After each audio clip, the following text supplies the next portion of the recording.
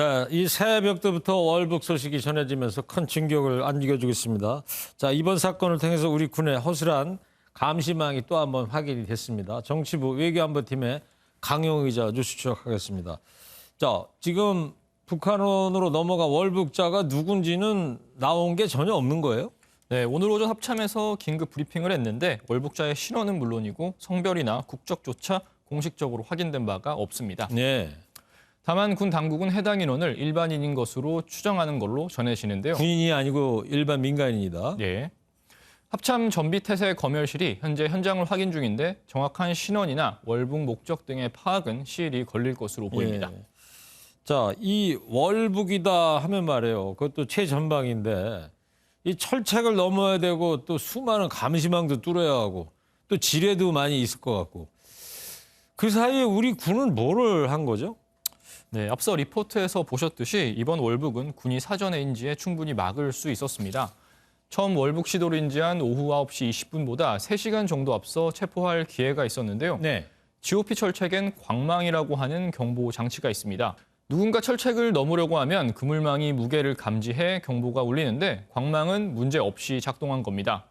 곧바로 초동조치 병력이 출동했지만 철책 훼손이 없다는 이유로 이상 없음으로 보고한 것으로 전해집니다. 예. 네, 월북 상황이 또 CCTV에도 포착이 됐는데 감시병은 인지하지 못한 것으로 알려졌고요.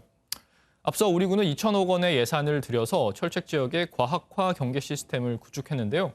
장비는 제대로 작동했지만 정작 이를 다루는 군 병력은 손을 놓고 있었던 셈입니다. 네. 그렇군요. 자, 이번 월북이 그리고 9.19 군사합의 때문에 가능했다 이런 지적도 있던데 이건 뭔 얘기예요?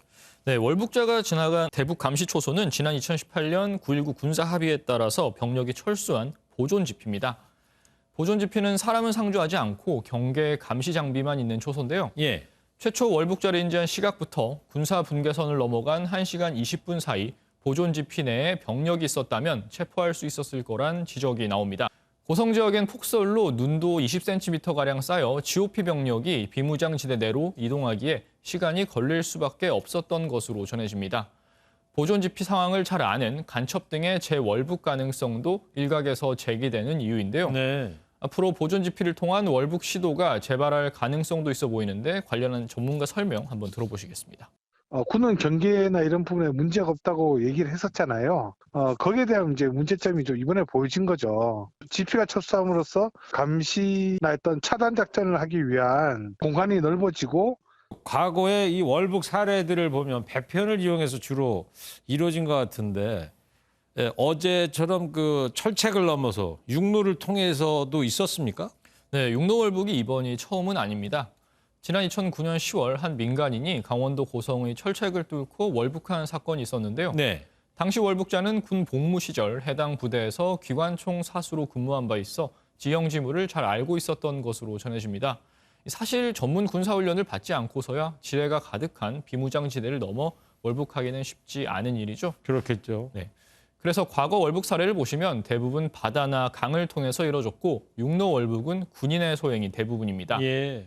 가장 최근의 일로 많이들 기억하시는 2020년 연평도 공무원 피격 사건도 해상을 통해서 이루어진 경우입니다. 그랬죠.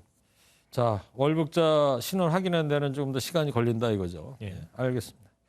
뉴스 추적 정치부 강용호 기자였습니다.